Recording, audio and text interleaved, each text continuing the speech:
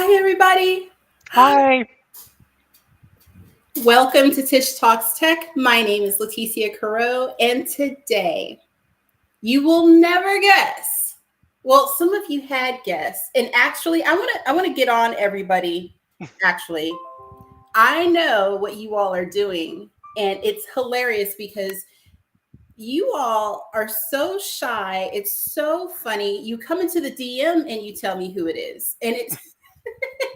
I know what you're doing, and that's not the game. The game is that you have to do it in the actual chat, but it's okay because I know that you guys are shy.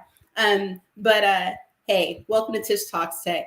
Our very special guest today is John Carr. Hi, everybody. Wait, they didn't wave. Oh. Mr. MQ, I am thrilled because I have been talking to John for, I don't know, let's see. It feels like forever almost. Yeah, we keep bumping into each other in LinkedIn. I saw your post and you see my post, what I do. And yeah, it's been a little while. It's been a little bit. And I always ask, I'm like, what's MQ? What's MQ? And you're like, oh, let me educate you, Grasshopper. And it's so great because I always get these little nuggets from you. Mm-hmm. I feel like I'm not going to introduce you properly because you really have this whole purposeful ecosystem within the ecosystem, and I want to do you justice. So can you let the people know exactly who you are and what you do? Well, my name is John Carr. I currently work for a consulting company called 𝗕𝗫𝗃𝗃 Incorporated. And 𝗕𝗫𝗃𝗃 is really what I work with specifically, IBM MQ, from the IBM Middleware stack. And that allows to have organizations use message-oriented middleware to communicate with each other in a reliable fashion, whether it's banks, other financial institutions, or even your local florist. The main ones might even be using MQ in the background. If you swipe your credit card, sure, a mainframe is going to be used somewhere, but I guarantee you MQ is going to be used somewhere as well to make sure that your transaction is safe and secure as it goes from your bank to the Federal Reserve or other places. Wow. Wow. So I was going to say, and the technology has been around for probably 25 years or longer. Right. Mm-hmm. So it seems like the piece that you handle, that's a pretty important piece. You can't really put it down. You can't really take it out, put it someplace else. It can't be replaced, right? Mm-hmm. Am I tracking with that? It's MQ itself has been around for a very long time. It's pretty well embedded in traditional shops. Anytime you find a mainframe, chances are you're going to find MQ in there somewhere. Even today, some of the customers we deal with big and small. For example, some of the fintechs, they want to get involved with real-time payments through the clearinghouse. Mm-hmm. The requirement is you need to be a participant. You need IBM MQ, for example, to do business. And so MQ is essentially the messaging backbone that's there. And with the organization that I work with, we're an IBM business partner. We help shops, whether it's with middleware dealing with MQ or Webs for Application Server or IBM Integration Bus or App Connect Enterprise. Each one of us have different superpowers, I like calling it. And so mine is MQ and App Connect Enterprise. Mm-hmm. Together as an ecosystem, we go through and we support our customers in the middleware space. And also we're branching into the DTG group as well, which is a disruptive technologies group like cryptocurrencies and things. We have another group that's involved with that as well, but I'm on the middleware side. Now my ears were like buzzing because everybody, that's so hot. It's such a hot topic, right? Yeah. and folks are constantly looking for that hot piece. Where do I fit in? How can I get involved? And a lot of times they're looking, I don't want to say in the wrong places, but they're looking in these saturated spots, but they're not looking where the need is greatest. Wouldn't you agree? Yeah, I always definitely agree. Sometimes too, you got to be in the right place at the right time. Ooh. Maybe if everyone is looking toward the left, you look toward the right and then down on the ground to find your answer. Okay, come on, somebody. That's it. That's it. And you know what? Excuse me. I think if a lot of folks would actually look to the right, down on the ground, can we put that on a shirt? Number one, I'd buy it. Number two, especially if it's soft, it's so important because jobs, you know, folks are looking to be employed in something great, in something rewarding, something that they can support themselves and their families. You have flourished. Like I have not been stalking, but you know, on LinkedIn, you can find out a whole bunch about a person. Your career it's amazing what you've done. Do you mind just kind of taking us from how you started to where you are right now? Absolutely, and I really appreciate you allowing me to go and do this, and even with other guests that you have, to be able to have us try to chronicleize our own journey of where we got to in this industry. Chronicleize, I love that word. First, I have to say, IT is like solving puzzles. Think of it like that. In our business, we solve puzzles all day long, and then in consulting, you're more expected to be the expert puzzle solver and then be able to go and see patterns and pattern the puzzle saying, I've seen this before. Let me tell you what you need to do to accelerate the effort. But allow me to go through and kind of talk about my own beginnings. I'm originally the son of a father who was in the military, in the Air Force. I grew up all across the country. Let's see, Utah was one place. Another place was in Italy. And then back in San Antonio, my sister was born in Paris, France as well. My brother was born at the Air Force Academy in Colorado. But I did spend a lot of my time in San Antonio. And my dad was very much a learner himself. He liked technical things. He was into CB radios. He was into sideband radios as well. That's picking up signals like on the other side of the world. He was into that. My grandfather, I think I got at least the interest in technology even from him because my grandfather worked for the state of Texas in their cloud seeding program back in the 60s. Oh, wow. Okay. And I'd like to think that I picked up some of that interest as well. I may not look the age, but I grew up in the 80s, okay? Got my first car in the mid 80s as well. And at that time, computers were, the only time that you had a computer really was if your school happened to have one. My school had a TRS-80, I remember. And there's like one or two in the whole school. And then, or at the base library, there was an Apple II computer, and that's kind of how I learned how to do some programming there on my own. My dad bought me a book. I'd go to the library. You have to reserve your time. Talk about time sharing. You know, you'd have to reserve your time on the computer for an hour or something. And I always like telling people my first production program was at like the age of 12, I think. And you know, so what do you mean by production program at the age of 12? Well, I got in trouble at school and they said, well, you need to write 400 lines. So I went and I wrote a small computer program to basically go through and write out, I will not, I will not, I will not. Like Bart Simpson. Yeah, so you know, I went through and went to the Apple II, and I went through and I worked out my looping structure and stuff, and went back to the teacher, and I don't know what she really thought about it, but she said okay. Right. And so that was my first production program. So I always like asking people, what's your first production program? Mine was to get me out of trouble, essentially, Right. as quick as possible. But I never made the connection on that you can make a living doing this. Like most people you probably interviewed, everyone started out as a computer programmer almost in industry. Hmm. Um, I graduated high school, and I remember I really didn't know exactly what I was going to do.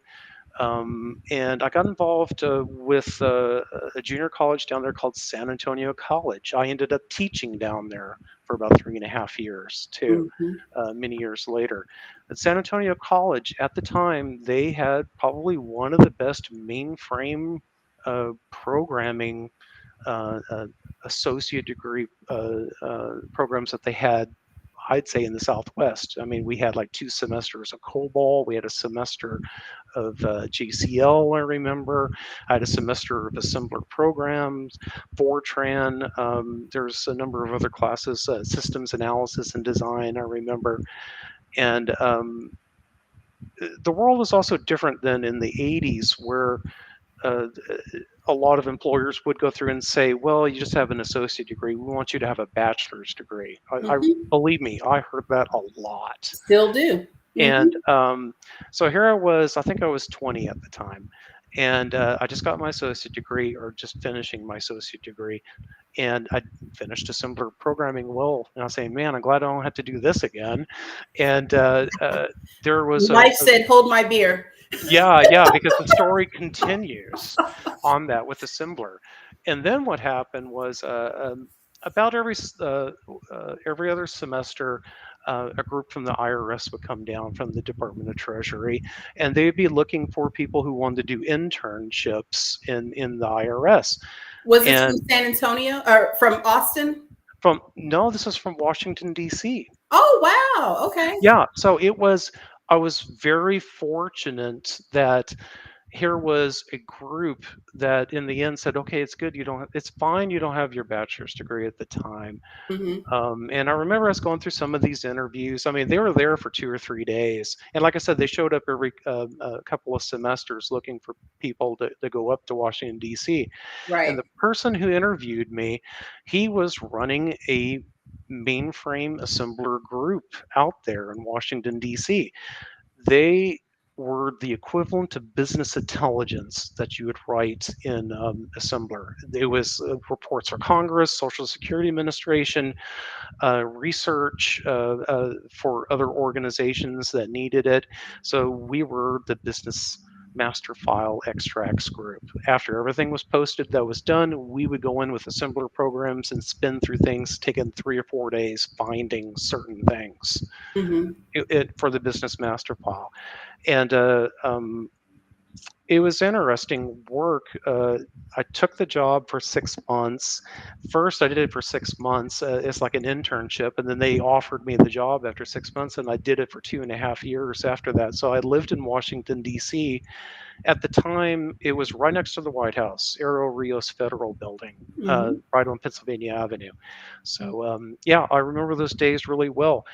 And that's what I like to go through and tell young people as they're trying to go and start out their careers. For me, I had to leave San Antonio to be able to start my IT career.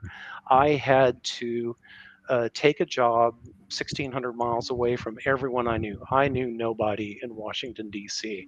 And Hmm. out of 2.5 years, I got to learn a lot about the mainframe, a lot about assembler programming, a lot about batch jobs, and posting and analysis and everything done in assembler.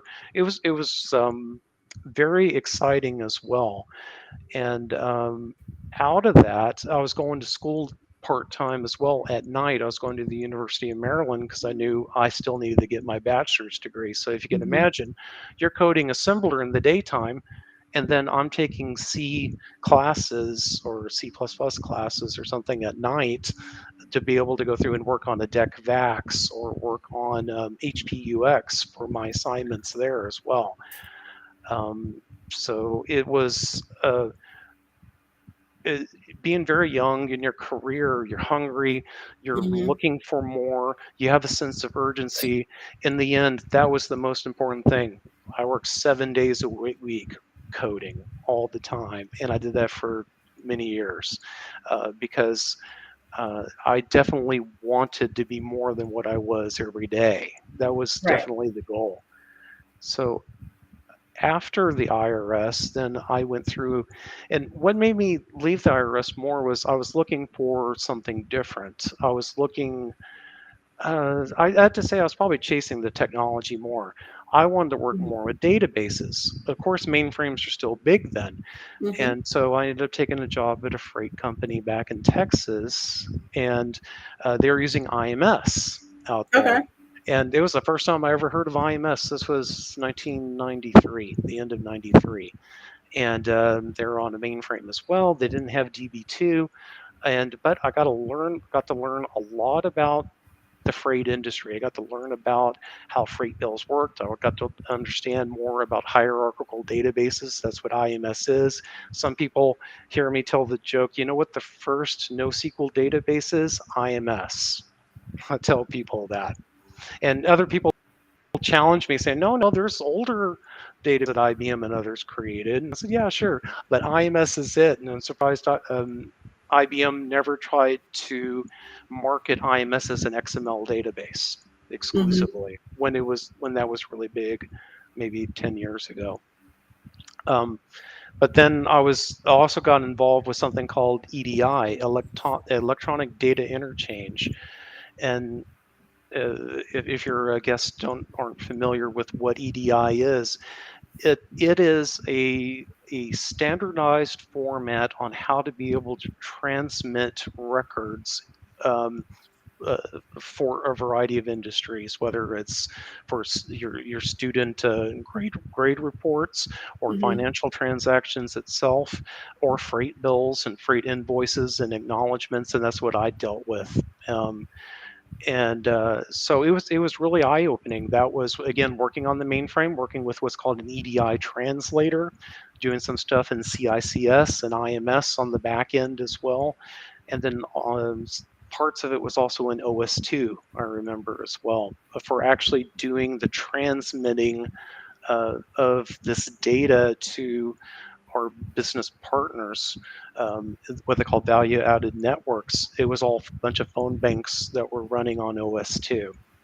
Wow. And I also installed the company's first email system, which was also on the mainframe. So, they gave me the tapes. Yeah, this is probably 1995 by then. So, I got the tapes, and my boss said, hey, you know some things about system programming. You're an assembler programmer. Here, install this for us. So I got together the first corporate email system on their mainframe. Wow. Yeah, so that was interesting too. It was interesting because then you're working more with third-party products. I think the name of the company at the time was EMC, and it was called 𝗏. It was the email system. Some of the older guys might remember EMC 𝗏, but it was really big back in the 90s for an email system, and you could get it on the mainframe at the time. And I remember I got it up and loaded, and when I saw the first screen that came up for what's supposed to be your email, it was all like scrambled, and I'm like, huh? Like that? I'm like, huh? Why is it scrambled? And then this is the old days where you had to get on the phone to talk to somebody. Yeah. So I called up the vendor, said, hey, I'm having a problem here with the scramble. Something looks right. Go, oh yeah, we know what it is. Here, we need to fax you the assembler code that you need to go through and write to be able to go through and change the binaries. So it was like 6 or 7 pages that they went through and they faxed to me. And here I am typing it up late at night because I wanted to show it to everyone the next day. Okay, so I'm going to have you to pause really quickly because my audience does not know. They might, but I just want to explain. So you guys, what a fax machine is. Oh. You guys, fax is this machine. It looks like a phone and a printer, and they kind of combined it. And what it does is you dial it, and it makes this noise, and then it prints out what goes to the phone line. and you get it, and it's like this printout, and you can read it, and it goes, oh, okay, and it gives you directions or whatever the message is that the person is or sends you. So what happened with John was that the guy or the person had to send him this phone call, stay on the bus, that prints out. It's kind of like a text message, but it gets printed. So that's what happened, because he couldn't just get an email. So they had to fax it. Continue. That's awesome. I love it. Isn't it interesting? They couldn't email it to me because this was the email system. And he couldn't text it to you because no iPhone. Yeah, and the iPhone, right. Oh, and the iPhone was like this. There wasn't an iPhone, John. No, there wasn't. I think cell phones really didn't come into existence until the late 90s. So this is the mid 90s we're talking about. But you know what? I love this conversation because I'm thinking in my head and I'm like, wow, just think of how far we have come. And on top of that, you were there. Mm-hmm. It is. It's interesting. It was a different world, and I do empathize with the younger generations today, because I do hear them, like my own nephew and stuff, talk about their own stresses and stuff. And dealing with all the technology today is very overwhelming compared to when I grew up, where there's only a couple of things to learn. Let's say that your band of learning things was this big when you were a kid, where today now it's like beyond the screen of what you're seeing me now, of everything you need to go through and learn. Yeah, it was a very different time. But you know, we've talked about this before. My appreciation for you, and you're not ancient, John. You're still in the stream of time a baby. You literally was an infant in the infancy of your career. You were thrown into a situation. You had to learn what to do in order to survive. And I think that that's the part that I love hearing this story, and that's why I asked you to tell us, chronicleize your word, chronicleize. How did you get from there to here, from San Antonio College, right there on the Riverwalk, right there in front of Ojeda? Love that restaurant. If it's still there, I don't know. Anyway, I haven't been down to Laughlin in a long time, but just being able to go from that to, okay, I took some classes. Okay, I went to DC. Okay, worked at the IRS. Okay. Went back, made some really awesome decisions. Now I have to put in a whole system for an entire organization. How do you do that? Now I'm getting faxed directions. Okay, that's equivalent to somebody telling me, read the manual, but you got it from Sticks and Stones, right? Or when Fred Flintstone, some of y'all don't know him, Google it. When Fred Flintstone got the, you remember that one episode where his boss gave him directions and they put it out on the tablet and they handed it to him? Mr. Slate. Mr. Slate, yeah. So sorry.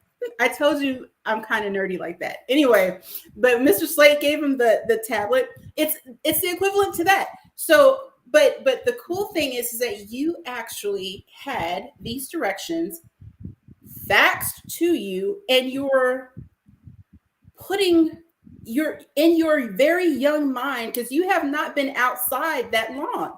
Right. You were 2 years into a career. Yeah, maybe 3.5 by then. That's still not long enough. No, but onboarding is a year. If you think about it, it's about it. You have to inculcate in company culture. You have to figure out what your passwords are. You have to be able to get through. You have to get to know folks. You have to be able to figure out where the bathroom is, where your lockers are. Come on. This is the truth. the next thing, definitely to go and tell anybody who's trying to go and start their career, no matter where you are, you have to take chances. Again, I was a kid in San Antonio. I knew a couple of things. I took some classes in a junior college, learning the mainframe. Yeah. And then I just by chance, there was someone offering an internship, which turned out to be a full-time job in Washington, D.C., a place I never visited. I knew nobody there. Um, and just taking that risk and taking that chance really did pay off. And then going again and taking a chance again, because back then the thought was, I want to grow my career more. I want to learn more about databases. It was how I was thinking at the time, I should say. And this group was looking for someone eager, or a group of people eager to go through and help them out on their systems on the mainframe. But you had to learn IMS, no Yeah. problem.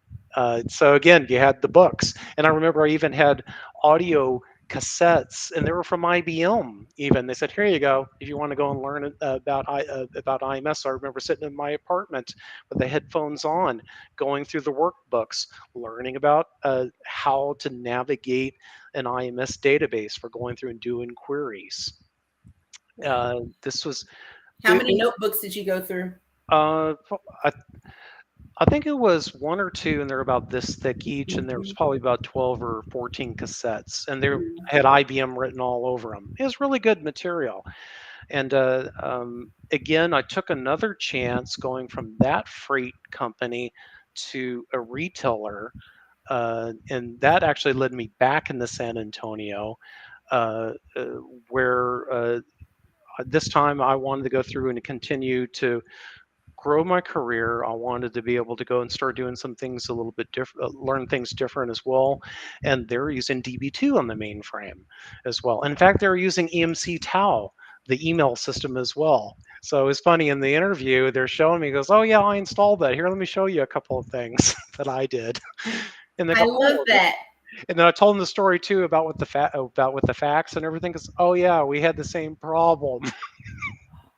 Oh, that's But rich. it did help, because it helped if you understood assembler. When you Mhm. saw it, it wasn't alien. I go, okay, I know what that is. That's a register. Okay, I know what they're doing here. Okay, they want me to get this JCL together and do X, Y, and Z, whatever it was. But yeah, so again, it was take. I could have easily told my boss, "Well, I'm kind of nervous about putting this email system. Never done it before." I said, "No, I'm going to take the bull by the horns. I'm going to do this. I'm going to learn it."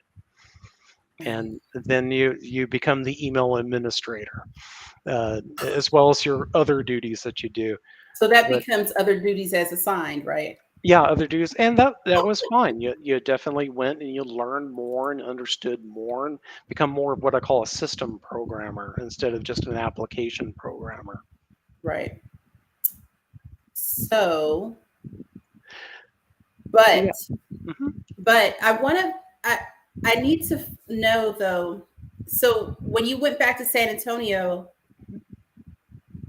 do you feel like that you grew as you when you were making these transitions? So from DC to the first position on the outside, because DC was Right. government. So to the outside, and then when you finally made that first leap, because that from the government position to the first position, okay, that's fine. But then when you made the first leap to the outside, now this is your first It was my real, third job. It was your now my third third job. job. Yeah. Do you feel like it was It a it growth It move? was a growth, because at that third job that I had, third time's a charm, I was there 9 years. That one was, that was, and that goes into IBM MQ, by the way. With those 9 years, I worked for that one organization in San Antonio, the major retailer down there. Um, I came in as a Kix programmer and IMS and DB2. They had IMS there. That wasn't a reason why they hired me. And then I already knew relational databases through college, because by this point I already had my bachelor's degree, Right. going to night school.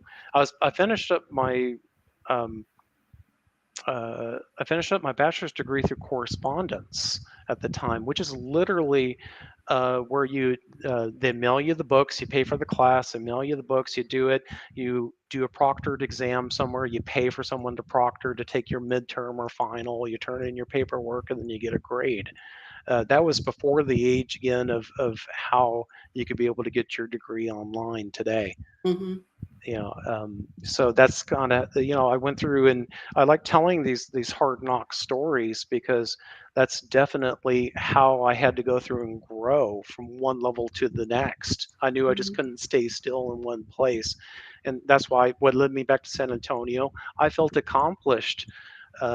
Third job coming in, I think by then it was 4.5 years in industry. 4.5 years, almost 5 years.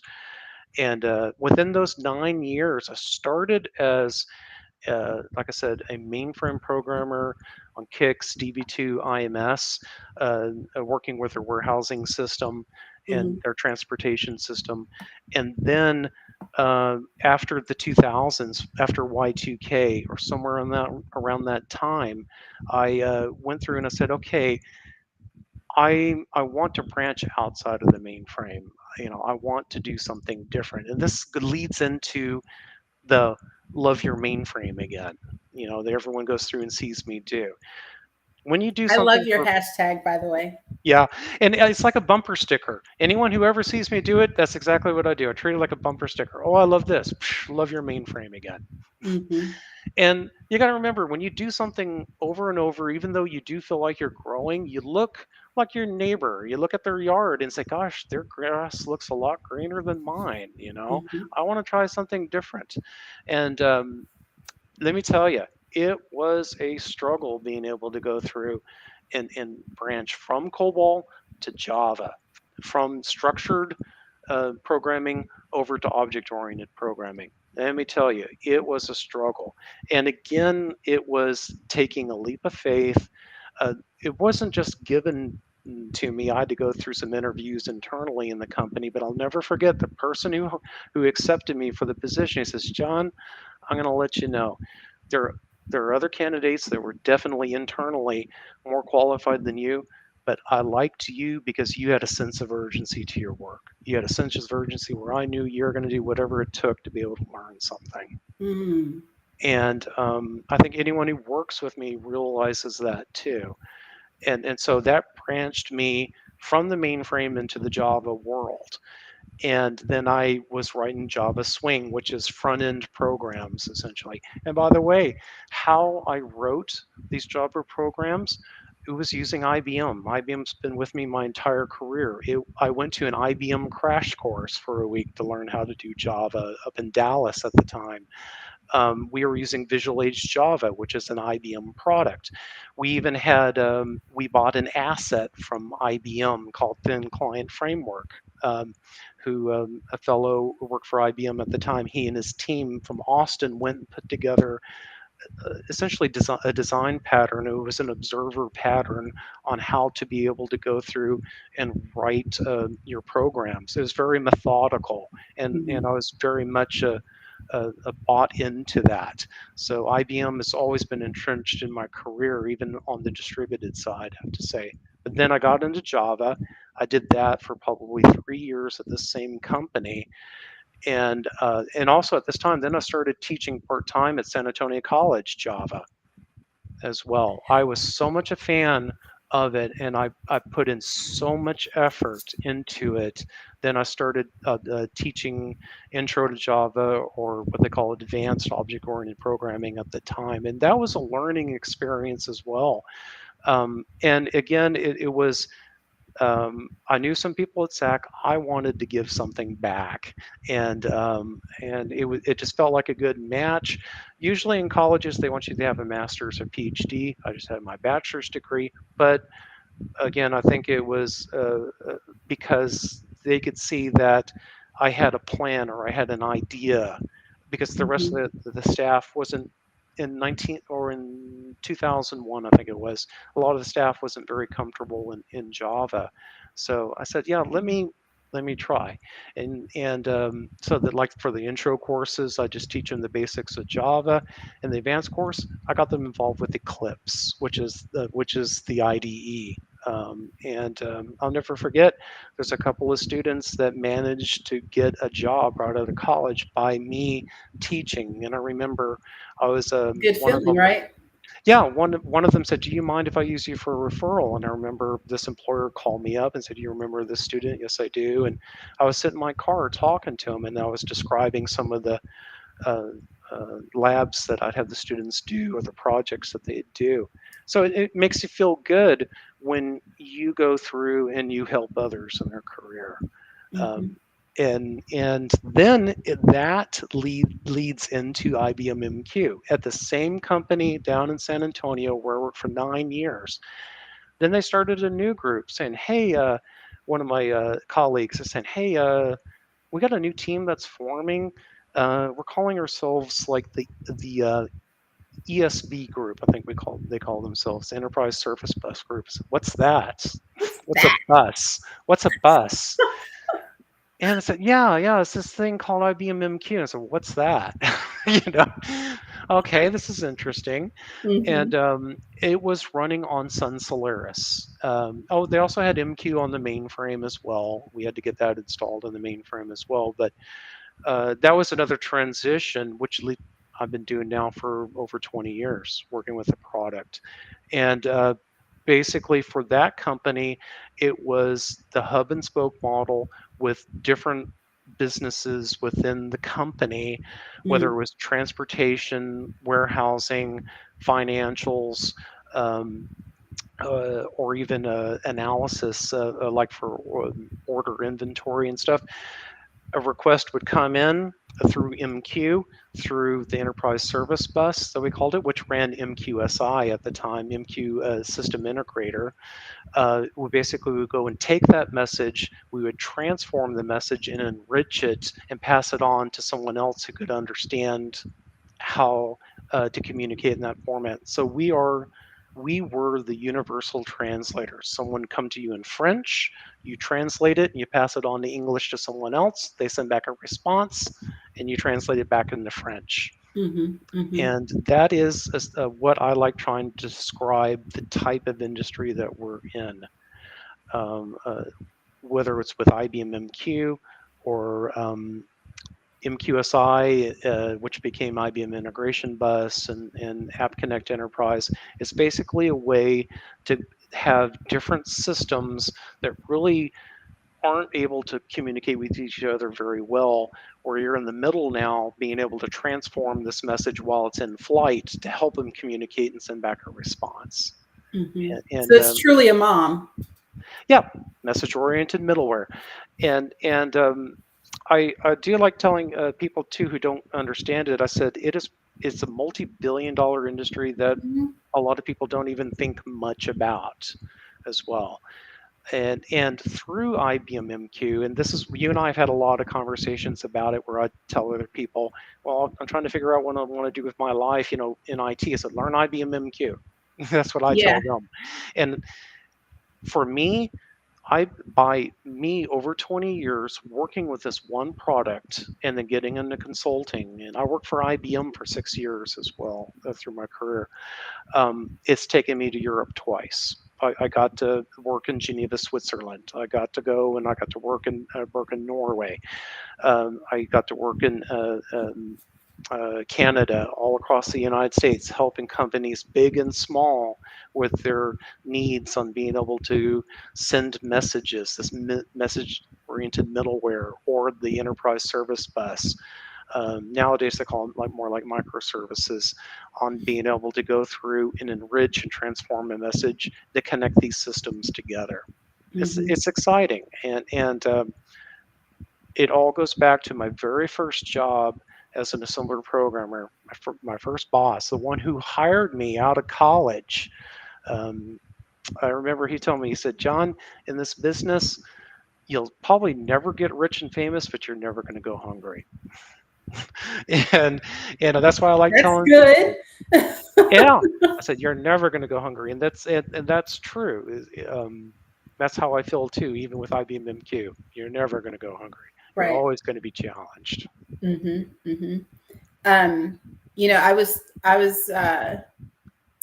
I was thinking as you were speaking, And I thought, isn't it funny how you can take this leap of faith where you're thinking, I'll take this thing that I kind of sort of like and try to turn it into this career. Yeah. You know, and how can it's not about convincing other people, but I want to ask you, what's your advice to people that are kind of sort of in their careers, not necessarily mid-career, I want to say new in their careers? What would you tell them to be able to grow their careers right now? Someone like me, for instance. I know what you tell me, but I'm a special one. Well, other than jokingly tell you learn IBM MQ and learn it really, really well, I would go through and think about basically how I got to the place where I am now in my life, both personally and professionally, and that is where you go and you take chances. If I stayed in San Antonio, I would not be today in Raleigh-Durham, California, North Carolina, not California. Raleigh-Durham, California is beautiful. No, North Carolina. I definitely wouldn't have gone to Europe doing work out there. That's what you have to do. You have to go and take chances. It's easier said than done, I know, and it's definitely scary. I know that the world is different where now people go and say, well, you know, you could work remote, you could go and you be anywhere. Yeah. If you are willing to go through and take a leap to say, I'm going to go to Los Angeles, let's say, and I'm going to do, whether it's an IT or whatever it is that you're trying to go through and follow in your career, you take that leap of faith and go and do that. In the end, you will go through and you will learn and you will grow from that. Those 2.5 years in Washington, D.C., working for the government, working for the IRS, that started my career. Every day I thank the government and the person who hired me out of San Antonio College to do that job as a similar programmer. I still thank them every day in a way for starting my career. And then the next person who hired me allowed me to come back to Texas from Washington, D.C., to take a job there. That's the thing. Go and take that leap of faith. Put in the extra effort. Go out and build a brand for yourself. Go and set yourself different. If everyone's looking left, you look right and down because you might find your answer right there. The next thing that I have to say is sometimes the answer isn't what you're thinking it should be. For example, let's say, okay, well, I need to get an MBA, I need to go and I need to do this, and because I want to get into management or I want to get into product management or something. Sometimes you need to go through and take a little detour to be able to go and do something a little bit different. And if you take that detour, you actually may enjoy it a lot better, saying, you know what, this wasn't such a good idea going this way. This is definitely, this feels better, I'm happier. That's also what's important too, is ultimately trying to go and feel eventually some satisfaction with what you do. If you today still feel I'm not satisfied, then I tell you that's great, because if you are satisfied and you're young, then I say you still need to grow more. Right. You need to be hungry. You need to be able to go through and spend the time communicating with us, learning from others, even for those of us who've worked in the industry for a long time. And I love what you're doing, what IBM and BMC and Broadcom does, basically trying to go through and reach out to the younger generation, because you are the future. We might have gone and started this industry, but we want to be able to go through and know that our legacy and everything that we've built in this industry is in good hands. And that's why it means a lot to us when we find a younger generation that definitely wants to go and learn it. But to the younger generation, take those chances, move across the country, move across the world, Yeah, go out, write a book, go and do something, build your brand. for sure. Mhm. For sure. I love that. I love how you explain it, because people, I in every day, and I talk about this a lot. I get a lot of DMs, and like sometimes I keep the core DMs at the top because you all are constantly talking. And so I'm like, oh, okay, here's the main ones. But the ones that come in, that trickle in, the ones that have the asks, how do I do this? What do I do next? I try to get to those as soon as I possibly can. And it breaks my heart because they say every time, I don't know what to do next. I don't know what to learn next. And Yeah. I feel like a broken record sometimes when I talk to them. Um, and that is probably a part of the main reason why, with my IBM champion advocacy effort, I wanted to do this channel, because I wanted to interview superstars and people that I really, really respected, like yourself, because I wanted people to see that y'all are real. These professionals are real, and they actually have these amazing origin stories. And like what you were talking about, you have to understand that you have to be able to step outside. You cannot just do all of this inside the house. It cannot be something where you just say, okay, I'm just going to wait for it to come to me, because it's not going to come to you. You have to go out and you have to get what you want, just like anything else. If you want to bake an amazing cake, you have to go to an amazing store and get these amazing products, and I hope that people get that. And what you gave us today was pure gold. Oh, I Pure appreciate that. gold. Yeah. Yeah. And the next thing too, I'd like to go through and say, maybe for everyone, when I go and I Mhm. ask the question for everyone, um, tell me about something that you're passionate about. Tell me about something that wasn't work related that you built, or something that you did that you're very proud of. And like with your gardening, I think you're talking about with your gardening, Love my roses. yeah, it's interesting. You should come down and visit us, and show us, because we'd love to build a rose garden down here too. Absolutely. I'm But only up the street.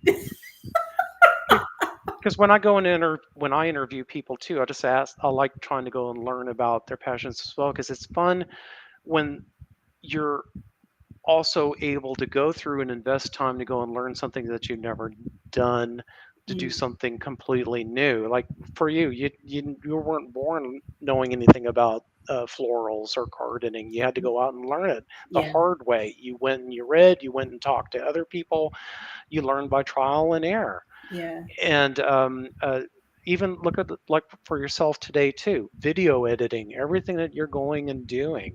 In the end, these are skills that I go through and tell everybody: go out, find something, whether it's photography, writing, whatever you go through and do, work on that passion.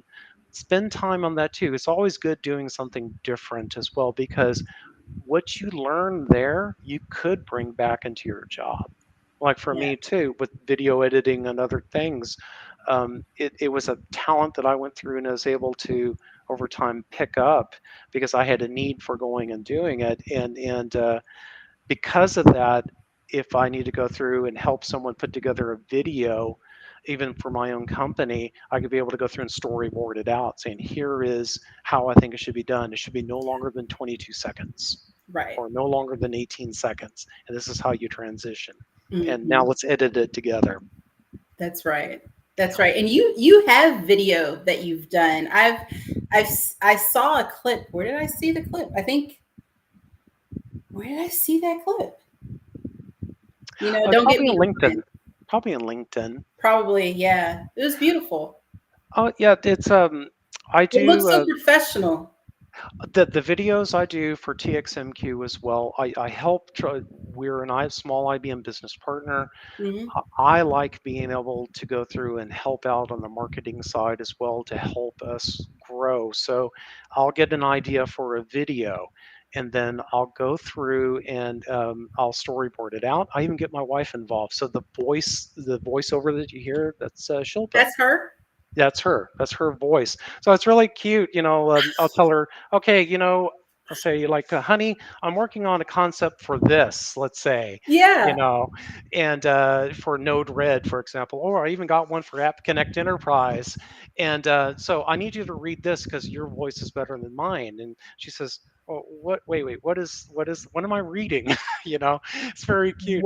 And Wow. so, no, I think it's a great bonding exercise. And that goes into another thing with your passion or something you try to do. Include your significant other as well, or include your family, Yeah. because then it's more meaningful. When I post that video with my wife's voice for whether it's advertising Node-RED or App Connect Enterprise, ultimately for TXMQ services, Hmm. for what we do. I do it with pride, and I do it with definitely some excitement as well, knowing that this is something that I put together to help the company, and my wife and I got to have a bonding activity doing something fun. That's, you know what? That I've never talked about that on the channel.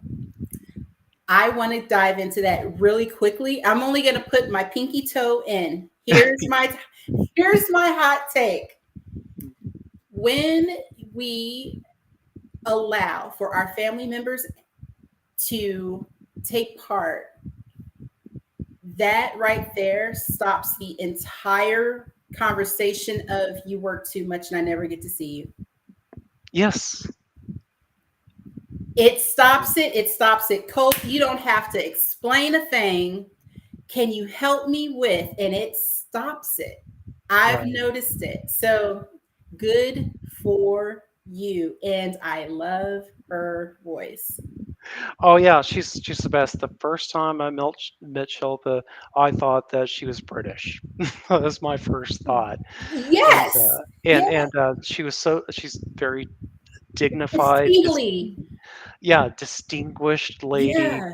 and definitely I have a lot of respect for her. And we just have a beautiful marriage, and I just enjoy being with her. And we have our parents living with us.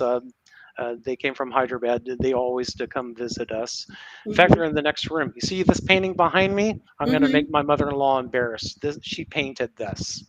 Oh, My I love mother-in-law. the colors. I can't really make it out, but I can see the colors. Yeah. It's Or even like beautiful. this one right here, she also did too. Right now, I'm Oh, sure my how mother-in-law's like, "Oh pretty. no, why are you showing me all this?" No, no, please show it. You know what? And you know how I get, because I'll be like, okay, and let's see more of the art. That's Yeah. beautiful. You know, And, my and daughter, she loves, don't get me started. I told you, don't get me started. My daughter loves to paint. oh, really? Yes, yes, she Then goes to she needs to come school. down and visit us because my mother-in-law is the best painter here in the East Coast, I think. You know what? We should have tea and paint. Yes. Tea, sandwiches, and paint. Tea and crumpets. We can do this. Don't get me started. I told you we're just up the street. Do not start that. So okay, we'll have to put it on the calendar. It's not a Mm, problem. I'll pencil it in right now. There you go. Not a problem at all. Making friends. Oh, absolutely. So I love this. I absolutely do. I want to ask, you are so busy. You have white papers, you have webinars, you have authored, you've published stuff, you've Mhm, taught. mhm. How do you balance your time? Oh, it's almost like running your own business. In the end, there's times where you feel like you're doing something almost 7 days a week, and other times you're taking just a little time off to get that spark of creativity again. Let me tell you, if anyone goes and sees sees the work that I go through and do, I'll go through and I'll say I approach it with a sense of humility. Believe me, it doesn't come overnight.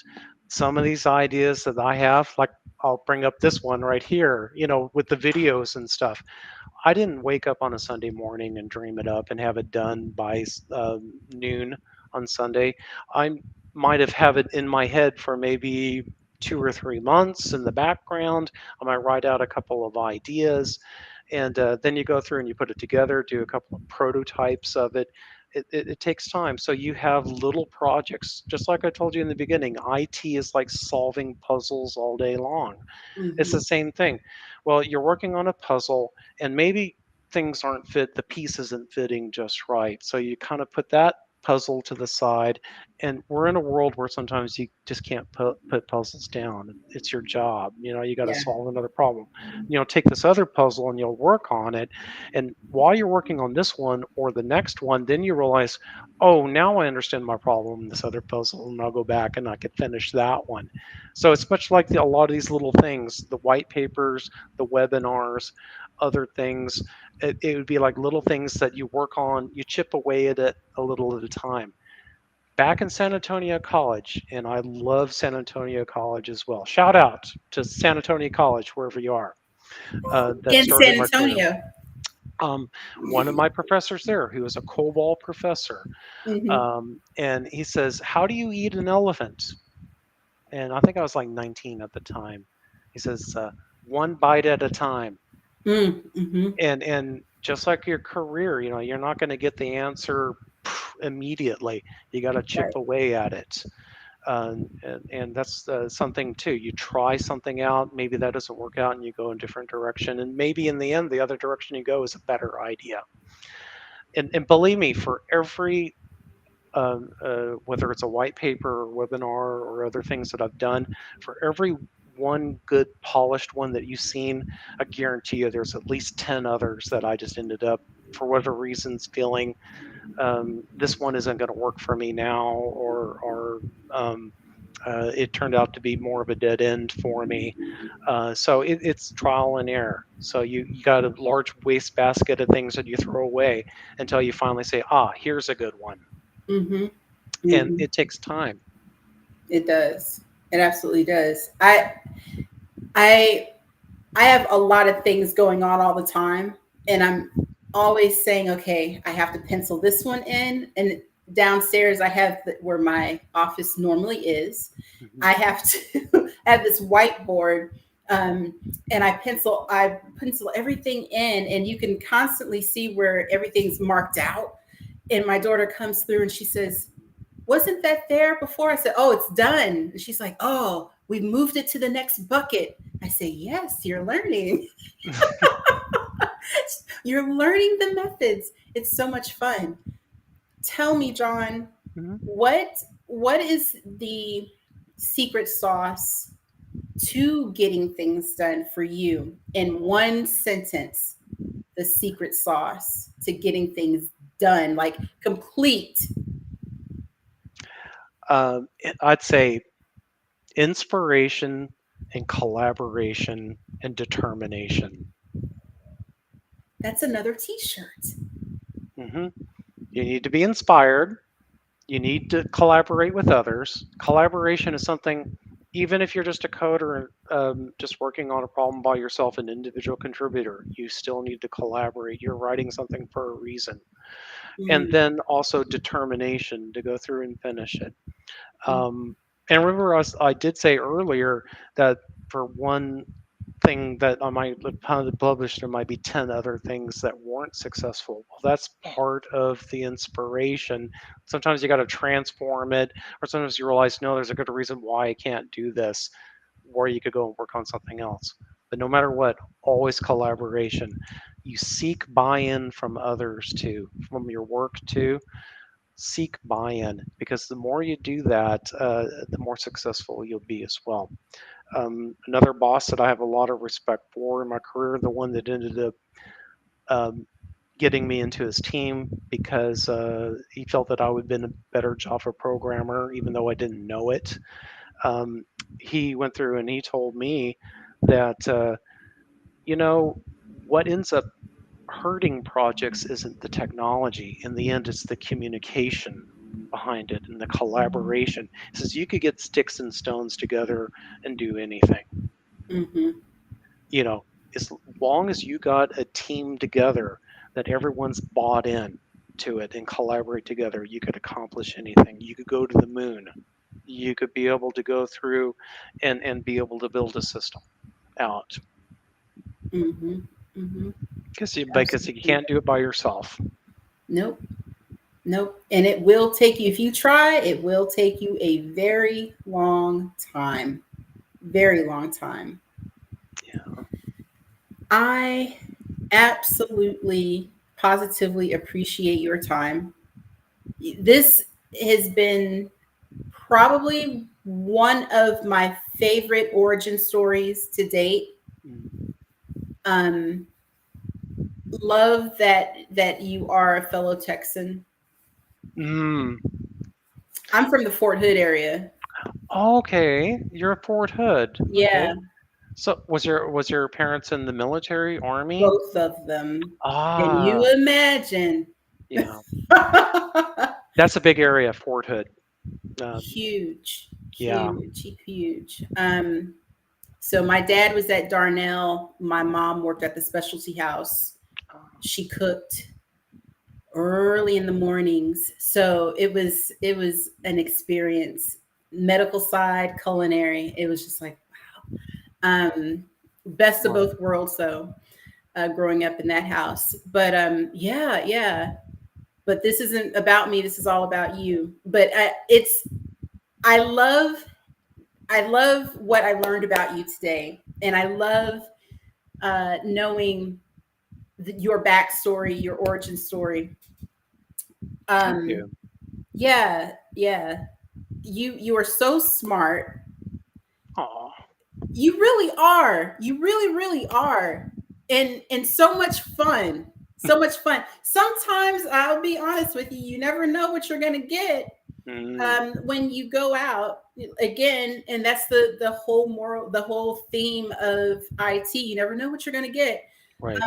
But a lot of times you'll be pleasantly surprised. And this was one of those days that you just really have this pleasant surprise. But I was just so happy to be able to have the privilege to speak with you today. Really. But again, I've been talking to you forever.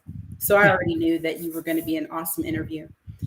We need to do it again, and then we could go and branch into other areas. We could have a series, you and I. We could talk about plants, and then we could have a game show where we can invite others in as well, and then we could have like give away prizes and stuff based off of IT answers.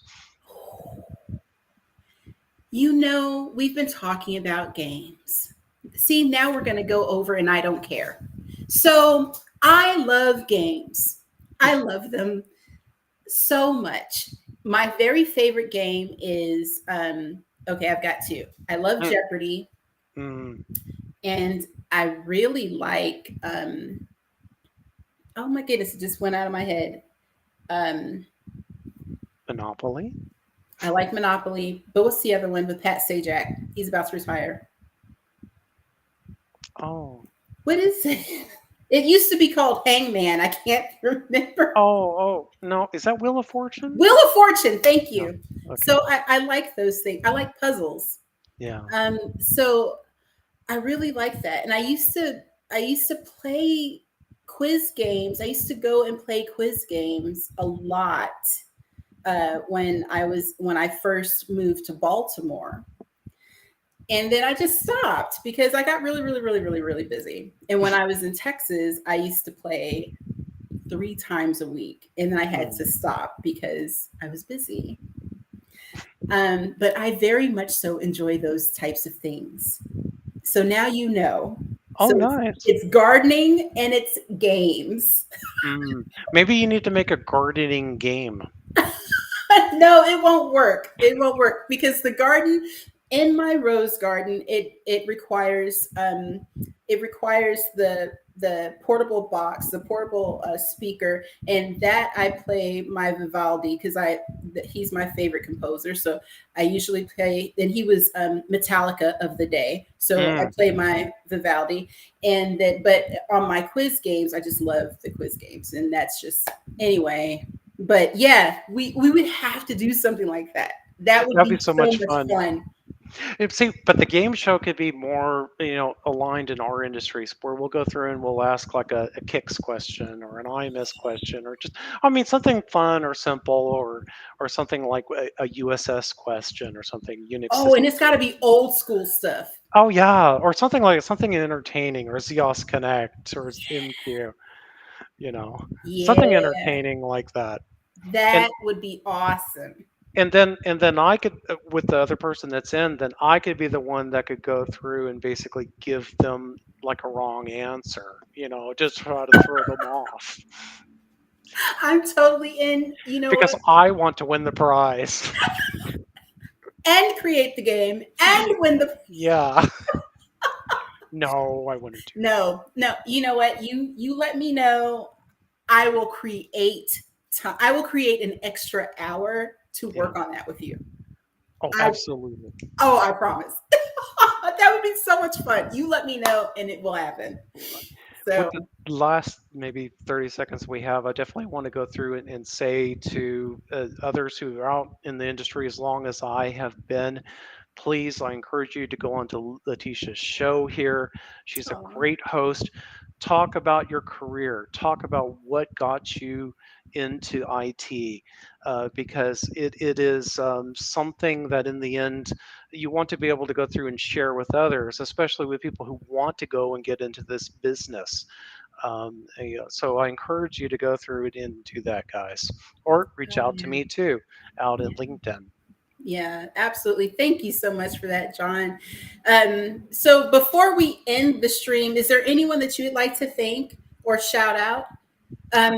Shilpa wrote, and she said, I'm proud of my husband and he's my cheerleader. And I love that. And I think that's so sweet. Yeah, absolutely. I definitely want to go through. Always want to thank my wife for encouraging me and building me up. A spouse is definitely someone, or significant other, or someone else who basically brings the best out in you, to be able to pick out the pieces and say, here is where you're really good at, and this other piece maybe you should kind of move away to the side. She finds that. Other things I do want to go through and definitely say is, even like for the current company that I work with, TXMQ, we're an IBM business partner. Definitely want to go through and I've been with the company for 5 years and continue working with them. Chuck Fried, Miles Rohde, 𝗬𝗂𝗍𝗍, Rod Kasling. We are there to be able to go through and serve your middleware needs. We are here to help you work smart. And definitely, you got your MQ needs, you got your middleware needs. We're here to be able to go through and help you, and we are an IBM business partner. That is wonderful. Well, shout out to TXMQ. Shout out to Shilpa. Shout out to John Carr. And shout out to Herb Daly. Hi. Hi, Herb. You're not waving, Herb. Wait, that's better. I really appreciate, shout out to IBM. I appreciate you coming on, John. Again, really just awesome. And I will close the show now. And thank you again. Everybody, if you have, we've learned so much today, right? So we learned John's origin story. Went down into San Antonio, went to school for a couple of, we're going to say a couple of weeks, did an associate degree. So that's what, 2 years. 2 years. Yeah. And learned assembler, went and got a job at the IRS. That's not easy. Was recruited though. That was pretty cool. Okay. Yeah. Took a leap of faith, went all the way up to DC. Can you imagine from San Antonio where it's like 86 degrees at Thanksgiving, okay, in November. That's right. Trust me, I used to live outside of Lackland. I remember those days.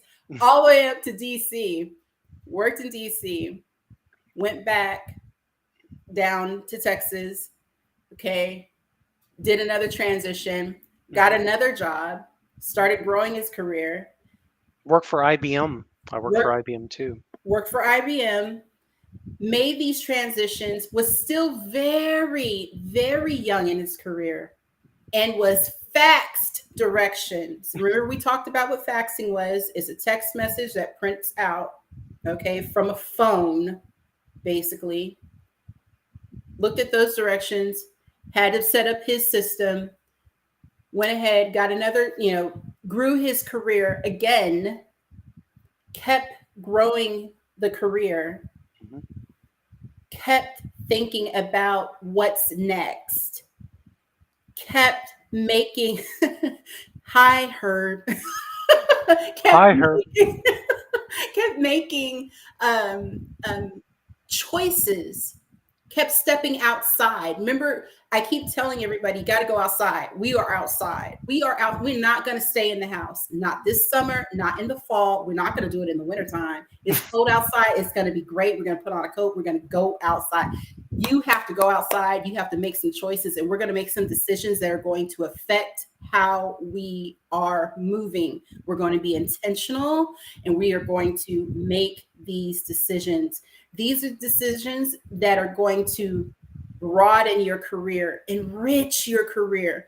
You are going to be able to do some things that you never thought you were going to do. What if you decide that you were so far up in your career that now you can mentor someone else? Amazing. You can do it, you all. You can do it.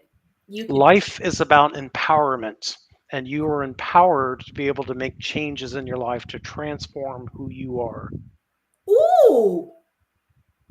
Oh, now, you know what? That's not a shirt. That is now a greeting card.